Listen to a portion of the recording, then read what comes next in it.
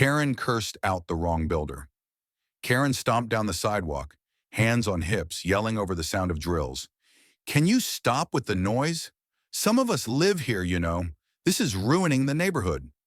The construction worker calmly put down his hammer and turned to face her. Ma'am, we're renovating this building into a shelter for homeless veterans. Karen rolled her eyes. That's even worse. We don't need them around here. Just then, a local reporter filming the project caught everything on camera. Every word, every sneer. The clip went viral in the neighborhood group. Comments poured in. Disgraceful. She should be ashamed. Days later, a banner hung over the new shelter. Honor, dignity, respect. Karen, she hasn't walked down that street again.